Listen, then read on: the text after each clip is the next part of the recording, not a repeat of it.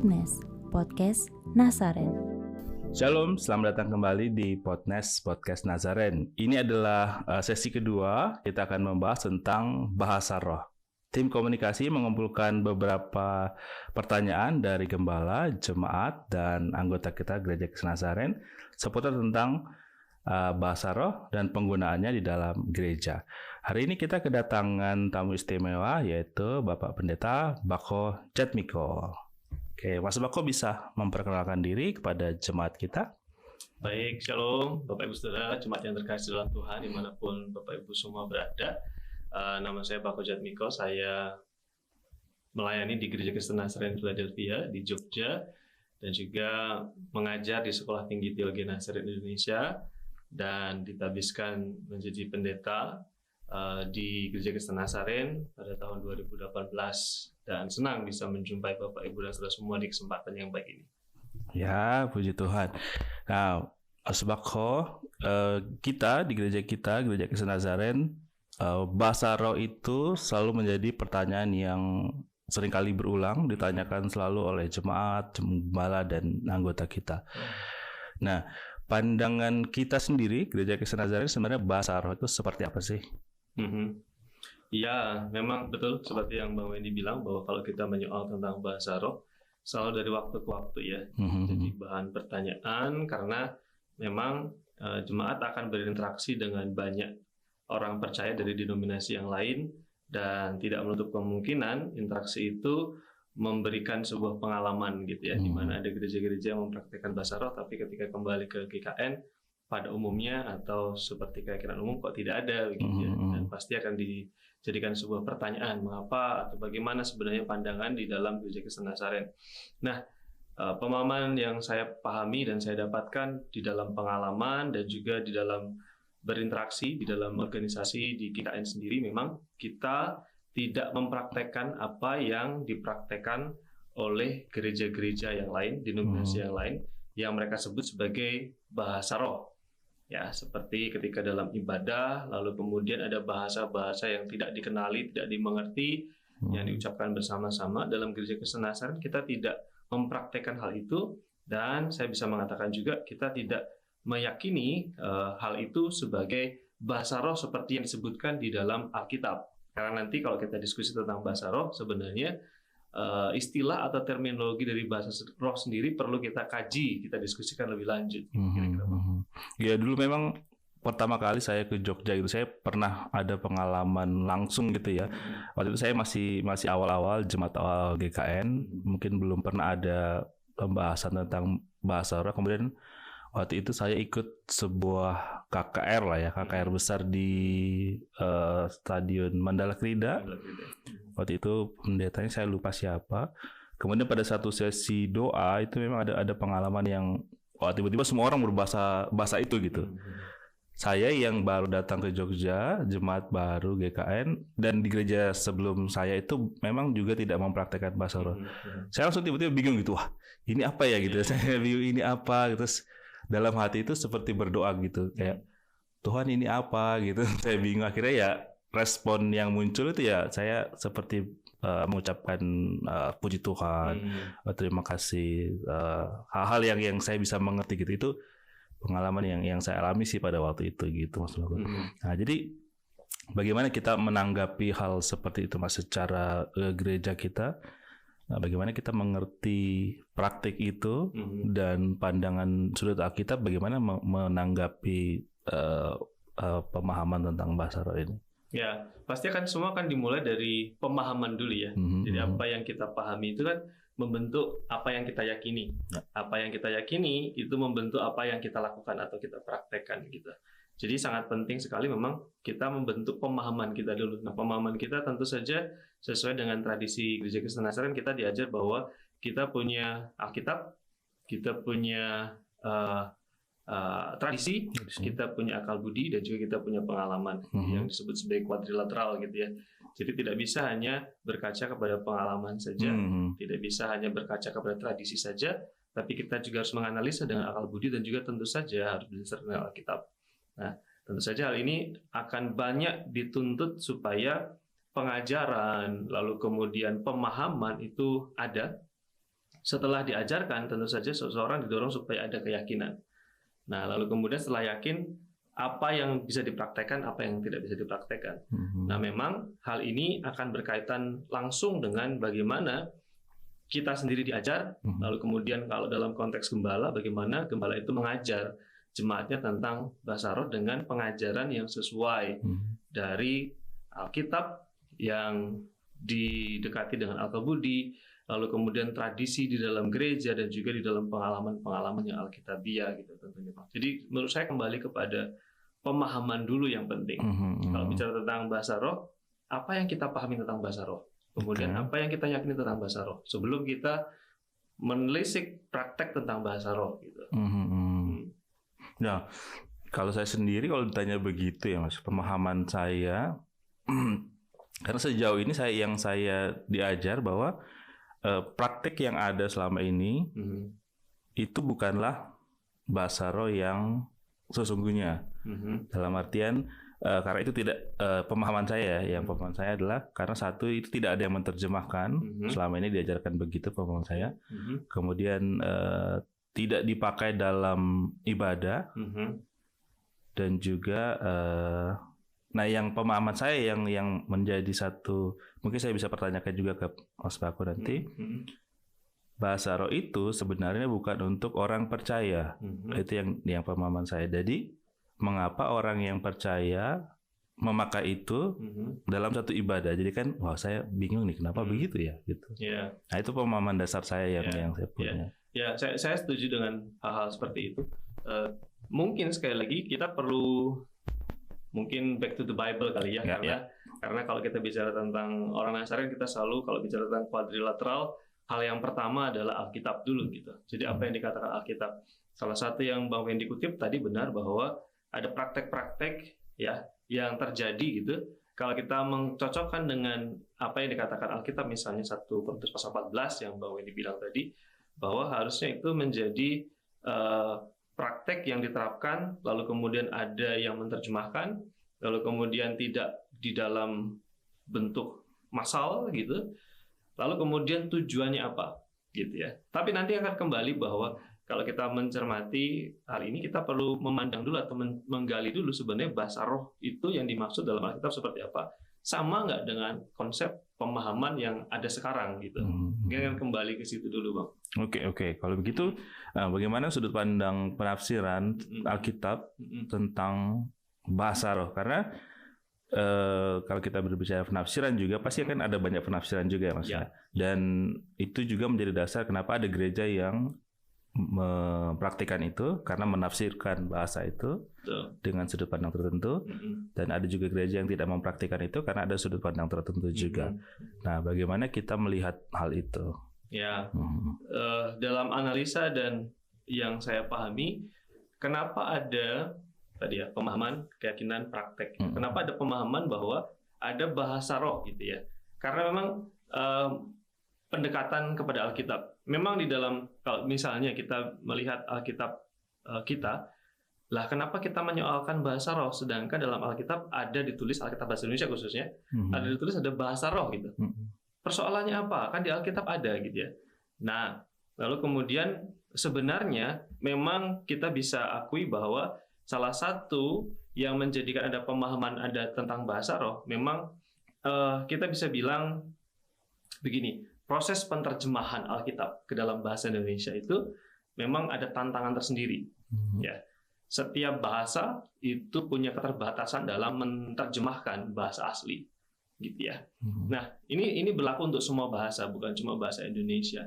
Saya sungguh-sungguh mengapresiasi para penerjemah Alkitab ini yang menerjemahkan Alkitab dalam berbagai macam bahasa, termasuk bahasa Indonesia. Lalu kemudian ya tanpa menaruh ini menjadi beban mereka, tetapi kita harus menyadari, membuka ruang bahwa bahasa itu punya keterbatasan. Termasuk ketika menerjemahkan konsep-konsep tertentu, istilah-istilah tertentu dalam bahasa asli, itu seringkali tidak bisa langsung serta-merta diterjemahkan dalam bahasa tujuan dengan lengkap, dengan sempurna. Kalau kita menyoal tentang bahasa roh, gitu ya, sebenarnya dalam teks asli, khususnya teks bahasa Yunani, tidak ditemukan istilah bahasa roh di sana. Itu kan menjadi persoalan. Sedangkan dalam teks Alkitab bahasa Indonesia kita ada bahasa roh. Makanya orang bisa mengatakan, loh, kan ada di dalam Alkitab bahasa Indonesia kita. Ada bahasa roh di dalam Kisah Para Rasul pasal 2. Ada bahasa roh di dalam 1 Korintus pasal 12. Ada bahasa roh dalam 1 Korintus pasal 13 dan pasal 14. Kenapa dilarang misalnya begitu? Nah, tapi kembali kepada pemahaman bahwa bahasa punya keterbatasan untuk menerjemahkan, mengungkapkan makna dari bahasa asli ya dalam bahasa Yunani. Kalau kita mencermati bahasa Yunani, tidak ditemukan kata roh di sana. Nah, nanti kalau misalnya kita punya kesempatan, kita bisa menelisik misalnya Kisah Para Rasul pasal yang kedua. Ada nggak kata roh di situ? Gitu ya. Nah, pemahaman itu yang membuat keyakinan. Karena memahami bahwa ada bahasa roh dalam Alkitab, makanya diyakini ada bahasa roh. Kemudian dipraktekkan adanya bahasa roh, begitu ya. Tapi sekali lagi kembali ke dasarnya bahwa ayo kita kembali ke pemahaman yang mungkin kita perlu sedikit lebih keras belajar bahasa aslinya, teks aslinya, gitu ya. Sehingga kita punya pemahaman yang benar, keyakinan yang benar, dan juga praktek yang benar. Kira-kira begitu. Nah, kalau kita punya kesempatan di waktu ini, Mas Ako, kalau kita berusaha menafsirkan sedikit dari bahasa aslinya, sebenarnya kata itu dari sudut pandang penafsiran bahasa aslinya, sebenarnya yang lebih mendekati itu sebenarnya apa?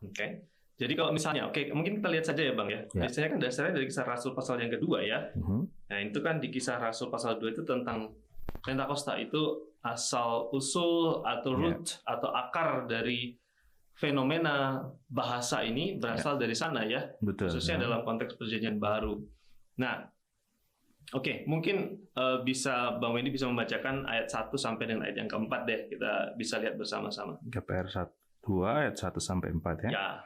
Ketika tiba hari Pentakosta, semua orang percaya berkumpul di satu tempat. Tiba-tiba turunlah dari langit suatu bunyi seperti tiupan angin keras yang memenuhi seluruh rumah di mana mereka duduk. Dan tampaklah kepada mereka lidah-lidah seperti nyala api yang bertebaran dan hinggap pada mereka masing-masing. Maka penuhlah mereka dengan Roh Kudus, lalu mereka mulai berkata-kata dalam bahasa lain, seperti yang diberikan oleh Roh itu kepada mereka untuk mengatakannya. Sampai di situ. Nah, mungkin kita perlu perhatikan ayat yang 4. Maka penuhlah mereka dengan Roh Kudus, lalu mereka mulai berkata-kata dalam bahasa lain. Dalam bentuk plural ya, dalam bentuk jamak. Ada banyak bahasa. Ada banyak bahasa. Nah, kebingungan yang pertama atau biasanya multiple interpretation yang pertama adalah di dalam ayat ini. Nah, ini ada karunia bahasa. Bahasa apa ini? Apakah bahasa roh yang dipraktekkan gereja-gereja sekarang atau bahasa yang mana? Tapi yang jelas yang pertama, bahasa dalam teks ini jamak. Bahasa-bahasa lain. Nah, dalam teks asli dikatakan di sana adalah kata ini adalah glossai. Glossai yang berarti bahasa atau language, atau bisa juga organ lidah yang kita punya. Nah, kata glossais itu juga muncul di dalam ayat yang ketiga. Nah, di situ dikatakan, dan tampaklah kepada mereka lidah-lidah seperti nyala api. Kata yang sama persis. Glossais seperti nyala api. Lalu kemudian Roh Kudus memberikan juga mereka bisa berkata-kata dalam glossais atau heterais glossais, bahasa-bahasa yang heterais atau bahasa-bahasa yang lain berbeda dengan bahasa-bahasa yang mereka pahami secara umum, gitu ya. Nah, lalu kemudian kita bertanya, lalu bahasa apa itu, gitu kan? Bahasa apa, gitu kan? Nah, seperti yang biasanya kita kalau belajar Alkitab tidak boleh hanya berhenti pada teks tertentu, harus melihat konteksnya kan ya. Betul. Ketika ayat itu langsung, ini ada bahasa roh nih, gitu ya. Tapi kita harus berusaha lebih keras untuk melihat apa yang dijelaskan di sana. Nah, jawabannya bisa ditemukan di ayat yang ke-5 sampai dengan ayat yang ke-7 dulu Bang, kalau boleh membacakan. 5 sampai 7, Kisah Para Rasul 2 ayat 5 sampai 7. Waktu itu di Yerusalem diam orang-orang Yahudi yang saleh dari segala bangsa di bawah kolong langit. Ketika turun bunyi itu, berkerumunlah orang banyak. Mereka bingung karena mereka masing-masing mendengar rasul-rasul itu berkata-kata dalam bahasa mereka sendiri. Mereka semua tercengang dan heran lalu berkata, bukankah mereka semua yang berkata-kata itu orang Galilea? Sampai di situ ya. Nah, Apa yang terjadi di ayat 1 sampai 4 itu kemudian direspons oleh banyak orang karena ada suara yang bergemuruh itu, lalu kemudian banyak orang yang waktu itu memang karena ini hari raya Pentakosta, banyak orang datang dari berbagai tempat, lalu kemudian tertarik karena fenomena itu, karena mereka juga mendengar gemuruh di situ, lalu kemudian mereka ikut ya ke tempat itu. Waktu mereka sampai di sana, mereka bingung, ayat yang ke-6. Karena apa dikatakan?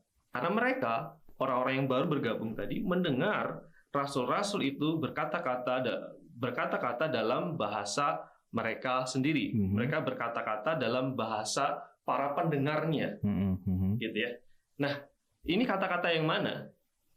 Ini kata-kata yang dijelaskan di dalam ayat yang keempat. Ya. Jadi glossais itu kemudian dipahami oleh orang-orang, loh kok mereka bisa berbicara dengan bahasa kita masing-masing gitu ya.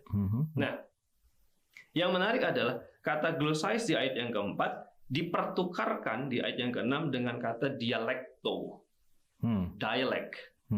Ya, jadi glossais yang hadir di ayat yang keempat, yang pekerjaan Roh Kudus menghadirkan glossais itu, kemudian dipahami oleh orang-orang itu, sehingga mengatakan bagaimana dia bisa berbicara dalam dialekto kita. Jadi glossais itu adalah dialekto. Ya, jadi glossais itu bahasa-bahasa lain di dalam ayat yang keempat. Ketika itu diucapkan oleh murid-murid, lalu kemudian ketika ada orang datang, lalu bagaimana? Mereka kok bisa bicara dalam bahasa kita, dalam dialekto kita, dalam dialek kita, gitu ya. Jadi ternyata glossais itu adalah dialekto yang bisa dipahami oleh manusia. Yang pendengarnya begitu oleh ya? pendengarnya waktu itu. Ya. Oke, mungkin kita lanjutkan. Nah, coba baca ayat 8 sampai dengan ayat 11 deh. Ayat 8, bagaimana mungkin kita masing-masing mendengar mereka berkata-kata dalam bahasa kita sendiri? Oke, sampai di situ. Bagaimana mungkin masing-masing mereka mendengar, mereka, ini para rasul, para murid tadi ya, berkata-kata dalam bahasa kita sendiri, ya, dialekto kita, padahal yang diucapkan mereka adalah glossais, tapi dipahami sebagai dialekto. Itu berarti kan glossais itu adalah dialek yang bisa dipahami oleh orang-orang yang datang pada waktu itu. Gitu ya. Coba lanjutkan. Yaitu bahasa yang kita pakai di negeri asal kita. Kita orang Parsia, 1, Media, 2, Elam, penduduk Mesopotamia, 4, Yudea, 5, dan Kapadokia, 6, Pontus 7, dan Asia, 8, Frigia 9, dan Pamfilia, 10, Mesir dan 11, daerah-daerah Libya 12, yang berdekatan dengan Kirene, pendatang-pendatang dari Roma. Dan 11, baik orang Yahudi maupun penganut agama Yahudi, orang Kreta dan orang-orang Arab. Kita mendengar mereka berkata-kata dalam bahasa kita sendiri tentang perbuatan-perbuatan besar yang dilakukan Allah. Ya, ada 14 dialekto bahasa yang dimengerti dan diucapkan oleh rasul-rasul dan para murid pada waktu itu. Jadi bahasa-bahasa lain di dalam ayat yang keempat yang dikaruniakan Roh Kudus pada hari Pentakosta itu adalah bahasa yang dimengerti yang kira-kira ada 14 kurang lebih. Itu yang ditangkap sebagai dialekto, dialek mereka. Gitu ya. Jadi dari situ kita bisa menangkap sebuah pelajaran bahwa di dalam Kisah Rasul pasal 2 karunia bahasa seperti apa? Karunia bahasa yang dipahami, dimengerti oleh manusia, yang dipahami oleh para pengunjung tambahan tadi sebagai dialekto. Yang jumlahnya ada kurang lebih 14 tadi. Kira-kira begitu. Berdasarkan Kisah Rasul pasal 2. Nah, kalau digali lebih dalam di ayat itu, Mas. Saya memikirkan mungkin ada semacam penafsiran seperti ini. Nah, tadi ada glossais dan dialekto. Nah, bagaimana kalau seandainya ada pandangan bahwa bahasa roh yang dipraktikkan sekarang itu dianggap seperti glossais. Dan orang yang mendengarnya itu akan berubah menjadi dialekto begitu. Jadi yang mempraktikkan itu mungkin tidak mengerti artinya karena dia hanya mengucapkan kata-kata itu, kemudian somehow Roh Kudus mengubah kata itu menjadi dialekto yang bisa dimengerti oleh pendengarnya. Mungkin nggak seperti itu pemahamannya? Jadi begini, yang diucapkan jadi begini. Yang disampaikan oleh para rasul bukan satu bahasa kemudian ditransmit ke dalam bahasa yang lain. Oke. Tapi para rasul dikatakan di dalam ayat yang ke-8, bagaimana mungkin kita masing-masing mendengar mereka para rasul berkata-kata dalam bahasa kita sendiri, dalam dialekto kita.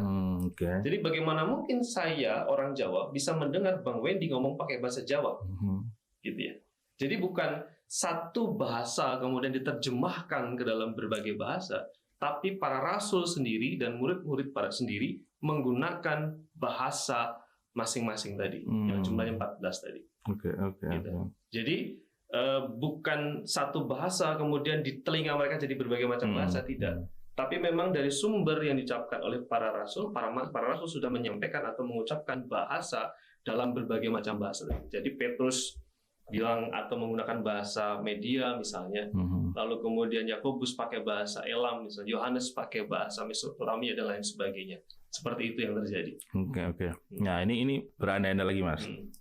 Tadi pemahamannya bahwa masing-masing berbahasa yang berbeda-beda. Let's say orang yang satu mengatakan, saya ambil contoh aja ya, contoh sudah berbahasa Syakra. Nah itu menurut pemahaman dia itu satu bahasa.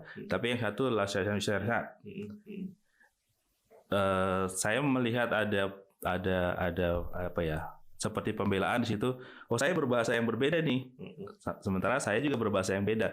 Nah ketika itu dalam satu kumpulan kan, memang dia tidak terdengar seperti satu kalimat yang sama. Betul. Tapi seperti ada semacam berbagai macam bahasa. Ya, ada yang bilang sila, ada yang lasa, raba. Siapa tahu ini bahasa Afrika, siapa tahu ini bahasa dari Amerika Latin. Ya, mungkin kalau pembelaannya begitu itu bagaimana misalnya begitu. Tapi pertanyaannya di dalam ruangan itu adakah orang Afrika? Adakah orang Amerika Latin yang butuh penguatan untuk mereka dan mereka tidak memahami bahasa Indonesia? Itu kan pertanyaannya. Gitu ya. Itu. Nanti kalau kita belajar di dalam kisah para rasul, 1 Korintus pasal 14, tujuan utama dari karunia bahasa itu untuk apa? Itu tujuannya. Ya. Dan kita harus kembali ke situ. Gitu ya. Jadi kalau misalnya ada karunia bahasa untuk apa?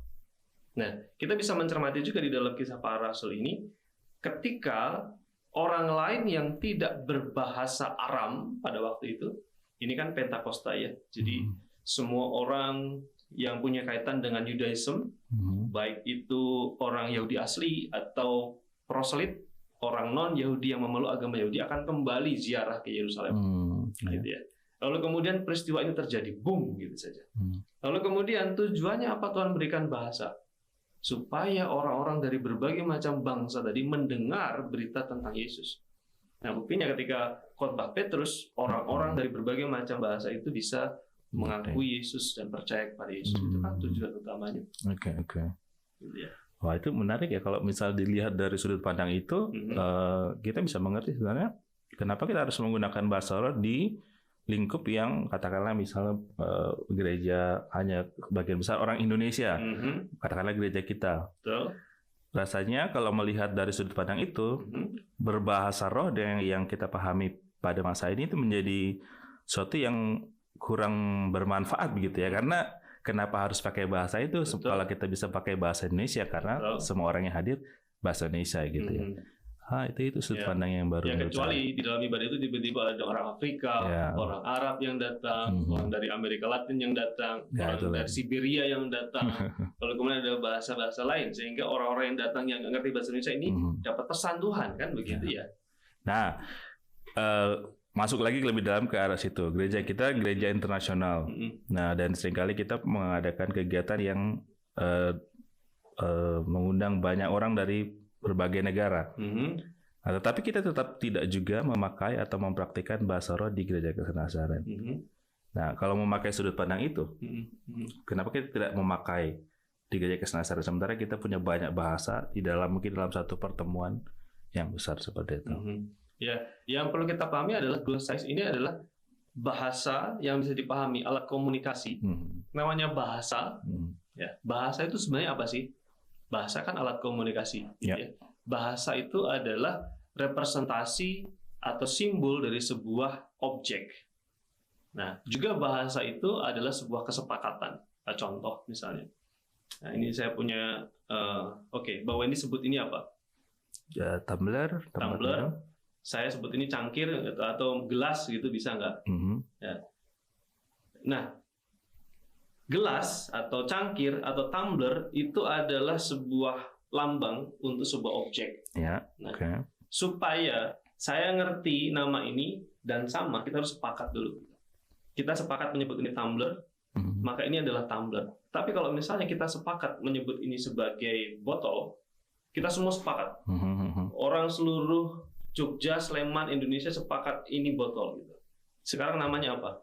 Botol gitu ya. Jadi bahasa itu kan sebuah kesepakatan dan juga sebuah lambang yang disepakati bersama-sama. Tujuannya supaya saya mengerti, Bang Wendy mengerti. Bahasa akan menjadi bermakna ketika yang mengucapkan mengerti, yang mendengar mengerti. Kalau misalnya yang mengerti hanya saya, itu bukan alat komunikasi, bukan bahasa yang appropriate atau tepat digunakan, gitu. Tujuan bahasa itu kan itu. Nah, kembali lagi. Kita meyakini, atau mungkin pertanyaannya gini, Bang, apakah masih ada karunia bahasa itu di masa kini? Gitu? Nah, kita meyakini bahwa Roh Kudus bisa bekerja memampukan seseorang untuk berbicara dengan bahasa lain, mungkin dengan privilege, dia belajar lebih cepat, dia punya kemampuan lebih cepat untuk memahami, dia bisa berbicara lebih cepat untuk memahami, atau lebih cepat untuk bisa dipahami, dan lain sebagainya. Sedangkan orang lain dengan tanpa karunia Roh Kudus, dia bisa belajar bahasa lain juga, tetapi tidak seakseleratif orang yang mendapatkan kemurahan dari Tuhan. Gitu ya. Dalam konteks tertentu, misalnya hamba Tuhan, penginjil, misionaris ditempatkan di tempat yang tertentu yang bahasanya baru sama sekali buat dia. Gitu. Ya, Roh Kudus bisa bekerja. Lalu kemudian dia bisa secara mungkin lebih cepat daripada orang biasa paham bahasa setempat dan mengucapkan bahasa itu. Mungkin konteksnya seperti itu. Oke. Ya, jadi saudara, kita lebih memahami kenapa Tuhan mengaruniakan bahasa itu lebih kepada untuk menjangkau lebih banyak orang, mungkin kali ya. Lebih tepatnya seperti itu ya. Oke. Nah, ada saya pernah ketemu seseorang yang mengatakan begini, Mas Koko. Nah, saya memang tidak mempraktekkan bahasa roh di ibadah. Tapi saya mempraktekkan bahasa roh di renungan pribadi saya. Misalnya doa pagi atau saya sedang sendiri, saya mempraktekkan bahasa itu di kamar saya seorang diri. Nah, itu bagaimana memandang hal seperti itu? Oke. Jadi kembali lagi ya. Praktek itu akan berakar kepada keyakinan. Keyakinan akan bicara tentang konsep atau pemahaman. Gitu ya. Nah, dia seperti itu karena dia punya keyakinan seperti itu dan punya pemahaman seperti itu. Nah, tapi kan kita akan kembali ke dasarnya adalah pemahaman bahasa roh yang seperti apa yang seharusnya dipraktekkan. Gitu ya. Kalau dia meyakini bahasa roh yang seperti yang diterapkan dalam gereja-gereja tertentu sekarang, diyakini, ya itu yang akan diterapkan. Tapi pertanyaannya adalah keyakinannya itu sudah sesuai belum gitu. Karena sekali lagi dalam Alkitab sendiri, dalam bahasa asli tidak pernah ada kata bahasa roh. Gitu ya. Nah, kalau pemahamannya itu, saya mau bilang pakai bahasa yang lebih mungkin, kalau pemahamannya itu belum komplit, gitu ya, maka keyakinannya tidak komplit, dan prakteknya bisa jadi tidak sesuai juga. Berarti kalau dalam kasus tadi dan dari sudut pandang pemahaman yang kita bahas barusan, menggunakan bahasa roh dalam konteks sendiri pribadi itu pemahamannya kurang tepat dan penggunaannya tidak punya tidak punya manfaat yang signifikan untuk dipakai pada saat itu gitu ya. Bisa jadi begini, jadi apalagi kalau kita bicara tentang konteks ketimuran ya. Orang Asia itu kan masyarakat yang sangat intuitif itu orang yang punya kesadaran naluri atau membangun emosi yang lebih tinggi daripada hal-hal yang misalnya bersifat logis atau hal-hal yang bersifat kajian-kajian seperti ini, gitu ya. Ketika seseorang merasakan sesuatu secara intuitif, gitu, merasa gemetar, merasa merinding, merasa emosional, gitu, orang langsung menilai bahwa ini sesuatu yang lebih daripada sekedar yang datar-datar, biasa-biasa. gitu. Nah, kadang-kadang kita terjebak dalam dominasi perasaan itu, gitu ya. Jadi kalau sudah merinding pasti Roh Kudus hadir. Oh ya. Ya. Okay. Kalau sudah mau nangis pasti ada hadirat Tuhan. Gitu ya. Kalau sudah istilahnya ada dorongan emosi, itu pasti ada sesuatu yang Tuhan sedang kerjakan. Tapi pertanyaannya, apakah Tuhan menunggu ada gejolak emosi, gemetar atau merinding baru Tuhan bekerja? Itu. Kan tidak harus ya, jadi tidak menjadi ukuran. Tetapi sayangnya kadang-kala kita meletakkan dasar keyakinan kita kepada pengalaman-pengalaman intuitif tadi. Gitu. Ya itu seringkali jadi pemikiran kita juga ya, kalau misalnya ibadah, ada yang menangis, ada yang sampai jatuh, ada yang KKR, kalau nggak ada yang sampai gemetar itu kayaknya Tuhan, kurang. Tidak ada hadirat Tuhan. Gitu ya. Nah, sayang kalau hadirat Tuhan hanya diukur kepada apa yang kita rasakan, apa yang kita alami gitu. Ya itu saya kemarin itu coba searching gitu ya saya coba pakai ChatGPT gitu. Dan menarik ternyata ChatGPT itu menjawab dengan, menurut saya betul juga ya. Saya mengetik begitu. Kenapa Gereja Kristen Nazaret tidak memakai bahasa roh atau menolak bahasa roh? Kemudian dari jawaban itu muncul karena Gereja Kristen Nazaret tidak mementingkan perkara-perkara rohani yang sifatnya karismatik, tapi lebih mementingkan kepada kehidupan rohani yang dimunculkan dalam kehidupan sehari-hari. Saya betul. Kok dia tahu juga ya? Gitu. Jangan dia Nazaret juga. Gitu. Oke. Nah, Mas Ako, ini ada beberapa pertanyaan dari jemaat hamba Tuhan, anggota kita yang mengarah kepada Pastor, dan saya rasa ini pertanyaan cukup menarik. Pertanyaan begini, ketika orang berbicara bahasa itu, bahasa roh, atau bahasa yang kita pahami tadi, sebenarnya dia sedang berbicara dengan siapa? Kepada Tuhan kah? Atau kepada orang lain kah? Kalau berbicara kepada Tuhan atau Allah, apakah Allah tidak bisa mengerti bahasa sehari-hari kita, bahasa Jawa, bahasa Batak, bahasa Indonesia? Karena itu, karena Tuhan tidak bisa mengerti bahasa kita, maka kita harus pakai bahasa yang datangnya dari roh gitu. Nah, itu bagaimana memahaminya? Ya, saya kira dia sudah menjawab pertanyaannya dia sendiri ya. Oh gitu ya.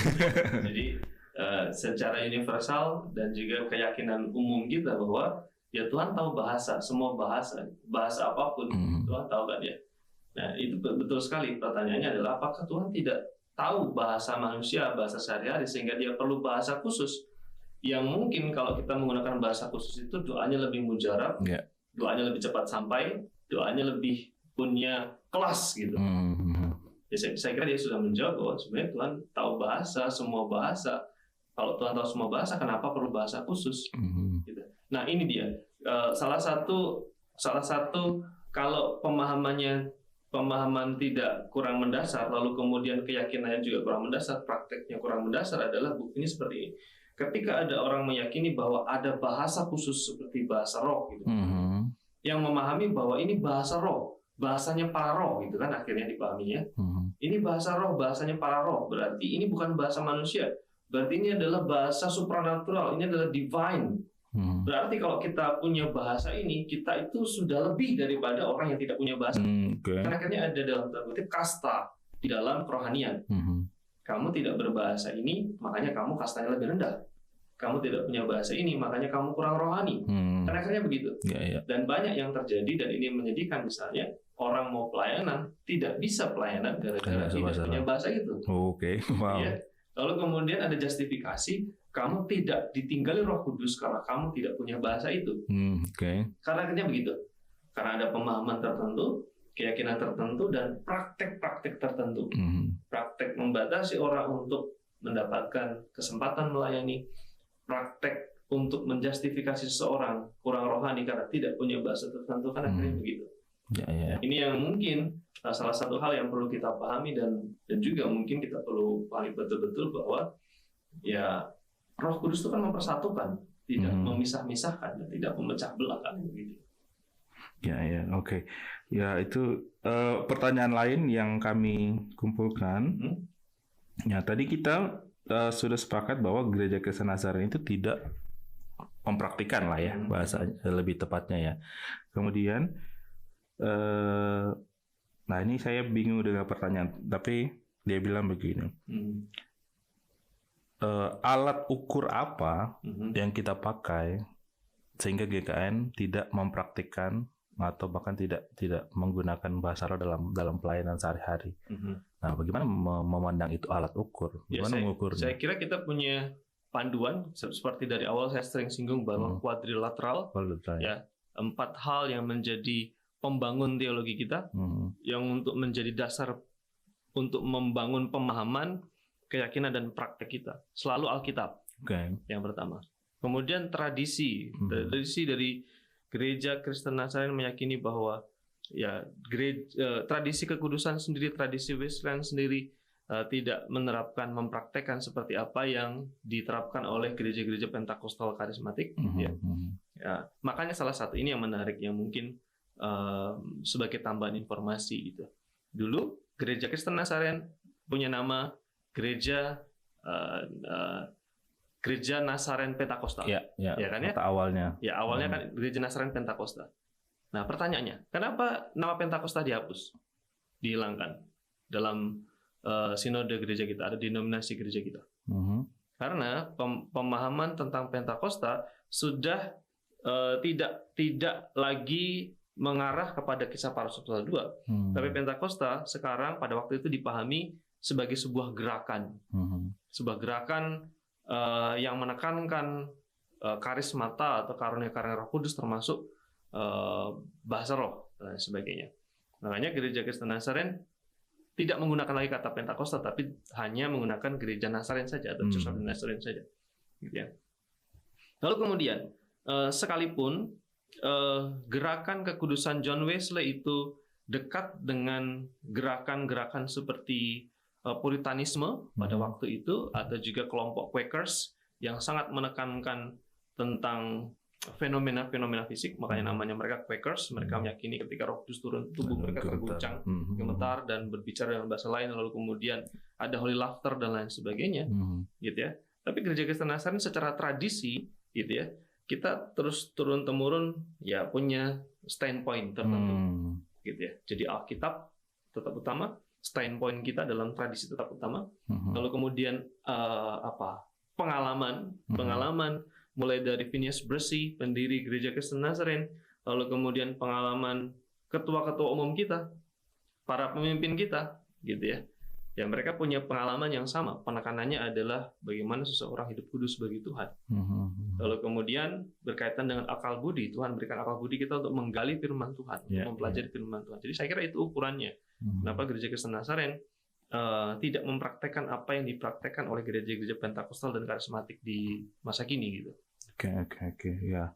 Jadi memang kita harus melihat kembali semua hal itu ya, maksudnya tidak bisa mengandalkan misalnya pengalaman saja, berdasarkan pengalaman saya merasa lebih dalam, lebih kuat, lebih rohani.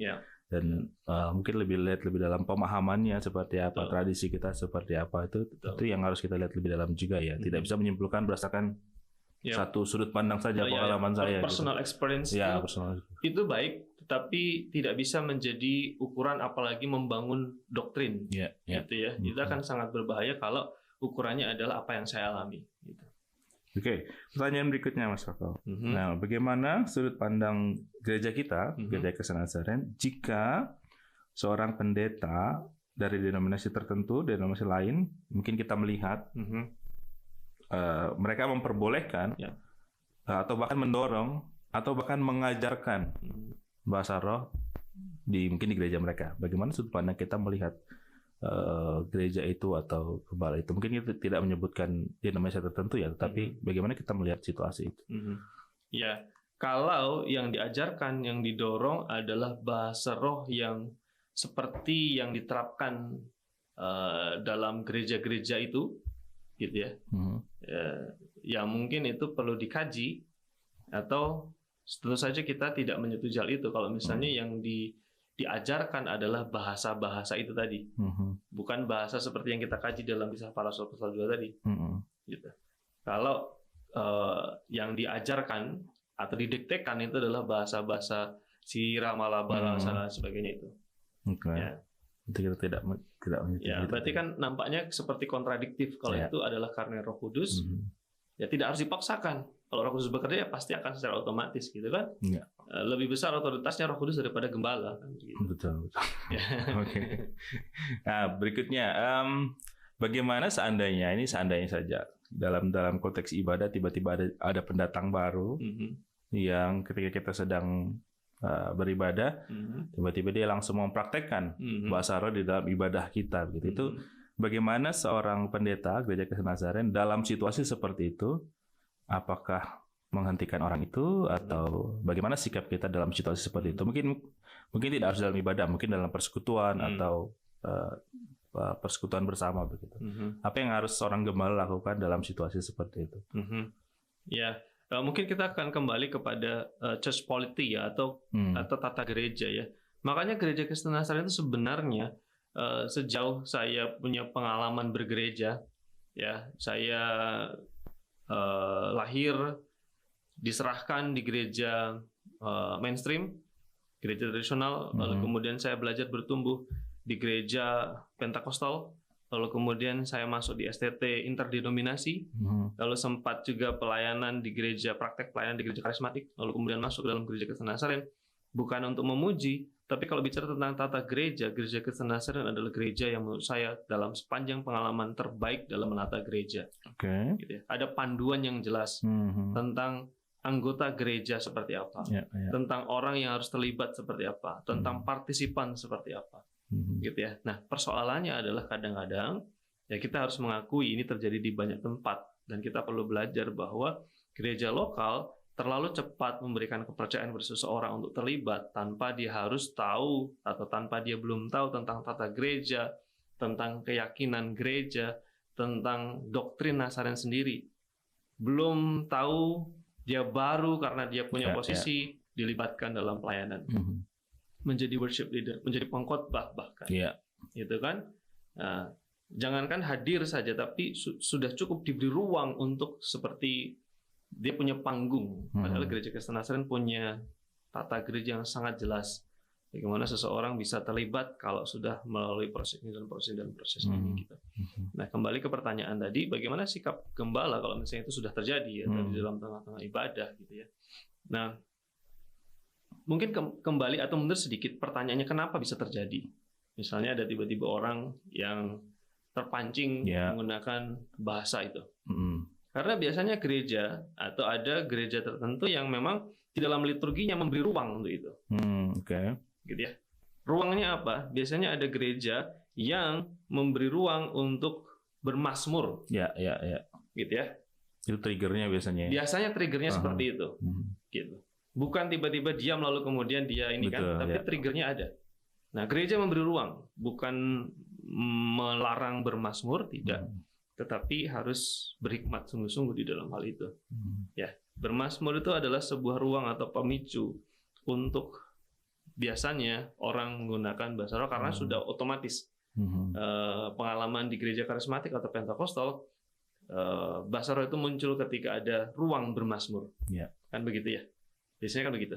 Nah, ketika dia sudah terpola begitu, masuk ke gereja Kristen Nazaren ada ruang bermazmur, ya sudah otomatis gitu. Muncul seperti itu ya. Muncul seperti itu. Jadi sekali lagi, ya ini perlu kita diskusi lebih lanjut. Apakah Gereja Kristen Nazaren mengharuskan bermazmur? Pertanyaan begitu. Bagaimana pendapat Gereja Kristen Nazaren tentang bermazmur? Ya itu akan menjadi diskusi tersendiri gitu. Tapi kalau saya boleh memberi sedikit pendapat Bang, ada yang mengatakan kita harus memuji Tuhan dengan mazmur yang kita ciptakan sendiri spontan gitu. Supaya Tuhan disenangkan dengan pujian. Dengan lagu dan nada gitu ya. Yang ku menyembahmu haleluya dan lain sebagainya. Saya kira itu baik, itu boleh, tetapi tidak harus. Misalnya saya memuji Bang Wendy. Bang Wendy misalnya sangat pintar dalam multimedia. Itu pujian kan ya? Apakah saya harus mengatakan Bang Wendy kamu sangat pintar multimedia? Malah jadi aneh ya. Bukan jadi pujian seperti. Apakah harus dengan nada-nada ketika kita memuji Tuhan? Ya, enggak juga. Saya kira dengan ucapan pun kita bisa memuji Tuhan. Kan begitu ya. Itu mungkin ini sesuatu yang perlu dikaji dan juga pasti ada banyak reaksi nanti. Ya betul. Ya memang kalau kita lihat dari praktek-praktek yang kita lihat selama ini memang pemicunya memang itu ya, momen itu gitu. Dan kalau dilihat pun memang mulainya bahasa itu ketika momen itu dimulai dan berakhirnya bahasa itu pun ketika momen itu selesai gitu. Jadi kadang ketika saya pernah ngikuti satu ibadah tertentu gitu ya, memang mulanya itu tidak dari awal memang, tapi pada saat momen itu ketika seorang gembala atau orang worship leader mengatakan mari kita bermazmur, mulai musik makin keras, bahkan ada pola-pola musik tertentu yang dibuat, kemudian pada akhirnya itu mulai diturunkan dan semua mulai berhenti juga, termasuk gitu. Bahasa rohnya berhenti. Jadi wah ini itu seperti momen pertunjukan aja rasanya gitu kalau itu dibungkus seperti itu ya. Oke, mungkin satu pertanyaan untuk Bang Wendy. Boleh. Kan Bang Wendy pemain musik ya. Ada nggak pola tertentu atau not tertentu, chord tertentu yang membuat emosi kita terpancing? Ada Mas. Ada ya. Ada. Jadi ini saya secara teori memang tidak terlalu lebih dalam ya secara teori, tapi saya pernah dengar teman saya ada istilah teori musik itu untuk gospel. Gospel. Dan memang mereka pelajari pola chord itu untuk momen itu. Contoh misalnya ya, mungkin saya tidak terlalu karena tidak mempraktekkan, tapi dia bilang begini, kalau chord itu dibuat naik, misalnya dari 2, 3, 4, 5 ke 6, itu akan menimbulkan emosi yang makin dalam, dan kalau itu diulang-ulang itu makin seperti teramplify gitu. Jadi memang kalau didengar pola musiknya itu seperti itu aja, 2 jadi ya memang seperti itu yang saya dengar selama ini. Jarang kalau momen itu dipakai chord jazz misalnya, jarang. Jarang sekali, atau bahkan chord rock itu jarang sekali. Khusus chord itu saja, itu saja dan di tempat itu saja. Nah, itu yang menjadi kadang-kadang menjadi apa? Kita sebagai mungkin pelayan ya, dalam ini konteksnya pelayan dan juga hamba Tuhan harus kritis gitu. Harus kritis dalam hal itu. Apakah ini hanya sekedar reaksi dari emosi karena musik dan lain sebagainya gitu. Nah, tapi sekali lagi orang merasa mantap gitu ketika merinding, ketika menangis, ketika ada getaran di dada gitu, orang merasa mantap gitu, dan akan menjadi bahaya kalau ukuran keberhasilan dalam sebuah penyembahan itu ditentukan oleh itu, perasaan-perasaan itu. Ya, makanya saya senang kalau di gereja kita secara khusus, mungkin di gereja-gereja lain juga, WL itu selesai ibadah sering mengatakan begini, mari kita kembali ke medan juang kita yang sesungguhnya atau ibadah kita sesungguhnya gitu. Saya pikir itu benar juga gitu. Ibadah atau medan juang kita tidak hanya di dalam gedung gereja saja, momen-momen tertentu saja, tapi justru di luar sana gitu ya. Bagaimana kita menghidupi firman Tuhan dalam kehidupan kita. Pertanyaan terakhir Mas Mako yang kami dapatkan, kita tidak mempraktekkan, kita tidak tidak melakukan atau tidak memperbolehkan, tapi apa salahnya atau adakah resiko atau bahaya kalau seandainya seseorang atau gereja kita, gereja GKN mempraktekkan hal itu? Bagaimana itu? Ya, oke. Mungkin kalau misalnya nanti memungkinkan Bang, kita sedikit sentuh 1 Korintus 12:14 ya, kalau misalnya masih ada waktu lagi. Ya bisa. Oke. Kalau menjawab hal itu resikonya apa gitu. Ya seperti yang saya sampaikan tadi, praktek itu akan didasari oleh keyakinan. Keyakinan itu didasari oleh konsep pemahaman gitu ya. Kalau misalnya prakteknya sudah tahu ini salah gitu, pasti keyakinannya juga salah, konsepnya juga salah. Kalau sudah tahu konsepnya ini adalah konsep yang perlu dikoreksi, gitu ya, ya koreksi gitu.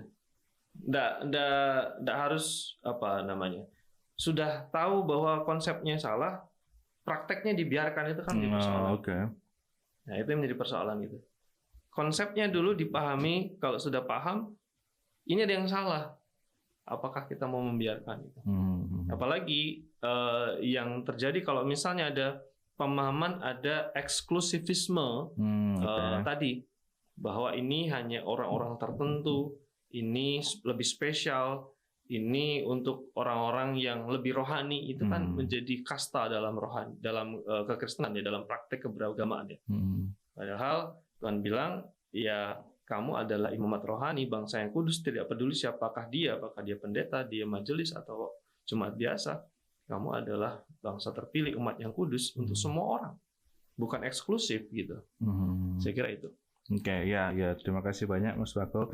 Nah, ini kalau Mas Wako punya kesempatan sebagai kesimpulan untuk menyampaikan kepada jemaat, gembala dan anggota kita, bagaimana kita menyimpulkan pemahaman bahasa roh ini dalam sudut pemahaman, dalam sudut praktikal juga, supaya kita bisa mengerti dengan penuh bahasa roh ini dan juga bisa mengerti mengapa kita tidak mempraktikkan bahasa roh sebagai kesimpulan. Oke, sebagai kesimpulan begini.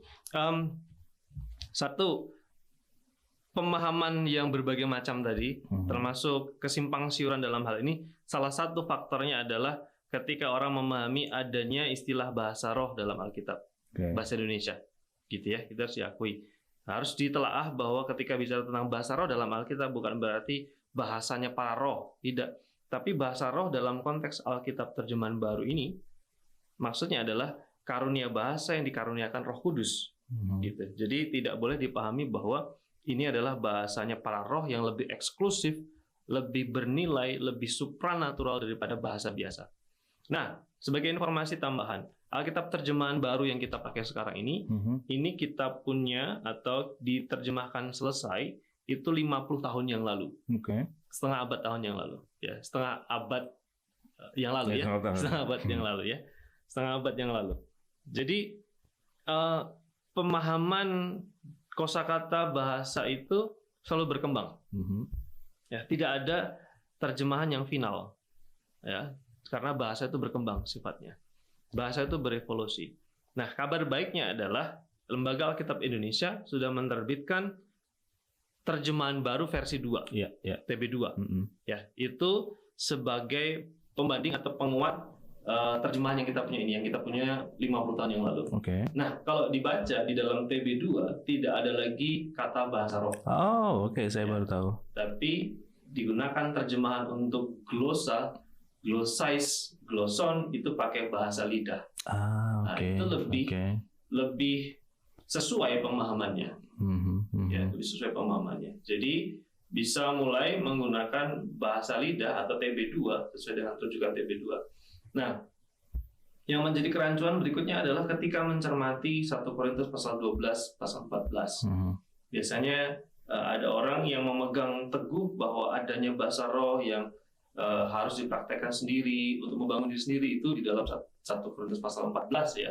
Tapi sekali lagi kembali kepada pemahaman bahwa yang dimaksud di situ adalah bahasa lidah bukan bahasa roh. Bahasanya sama, glosse ya atau glossais dalam bentuk pluralnya ya, dari akar kata glossa yang artinya language atau bahasa lidah. Saya kira lebih oke daripada bahasa roh. Gitu ya. Kalau mempelajari 1 Korintus pasal 14 sangat jelas di sana. Dan saran saya ketika memahami 1 Korintus pasal 14 jangan satu ayat demi satu ayat. Tapi pahamilah terus-menerus ayat demi ayat demi ayat demi ayat sampai selesai. Gitu ya. Contoh saja singkat Bang. Misalnya ada orang yang meyakini bahwa bahasa roh itu bisa diterapkan gitu ya, misalnya hanya melihat 1 Korintus 14 ayat 2. Siapa yang berkata-kata dalam bahasa roh itu dalam teks aslinya glosse, dalam TB2 sudah bahasa lidah, tidak berkata-kata kepada manusia tetapi kepada Allah. Ya. Sebab tidak ada seorang pun yang mengerti bahasanya. Oleh roh yang mengucapkan hal yang rahasia. Berarti boleh dong kalau saya menggunakan ini hanya untuk Allah saja. Nah, tidak boleh hanya membangun keyakinan konsep dari satu ayat saja. Baca ayat sebelumnya, misalnya pasal 14 ayat 1. Adalah kasih, usahakanlah dirimu memperoleh karunia-karunia roh, terutama karunia untuk bernubuat. Terutama karunia bernubuat. Nah, itu akan diulang ayat 3. Tetapi siapa yang bernubuat? Penekannya tentang nubuat. Pasal 14 ayat yang keempat itu jemaat justru didorong supaya juga tetap bernubuat ya, supaya karena nubuat itu membangun jemaat. Jadi pasal 14 itu konteksnya adalah supaya jemaat tidak terjebak dengan pengagungan bahasa ini, tetapi lebih kepada menggunakan mengusahakan karunia bernubuat. Gitu ya. Oke, kalau nanti punya kesempatan kita akan bahas lebih panjang, lebih lengkap di pasal 14 ya, Pak. Oke. Ya, terima kasih banyak Mas Pako untuk pemahaman dan yang kita bisa diskusikan bersama-sama. Kiranya ini berguna buat para gembala untuk menghadapi situasi seperti ini, jemaat dan juga para pelayan mungkin yang bertanya-tanya tentang situasi ini dan bisa punya pemahaman yang benar dan juga punya praktek yang benar dalam pelayanan sehari-hari Gereja Kasih Nazaret. Sekali lagi terima kasih banyak untuk waktunya, kami sangat menghargai dan berterima kasih atas pemahaman yang diberikan kepada kami. Terima kasih juga untuk kesempatan untuk bisa sharing ya. Ada kurang dan lebihnya minta maaf. Terima kasih. Tuhan Yesus memberkati. Ya. Podmes, Podcast Nasaren.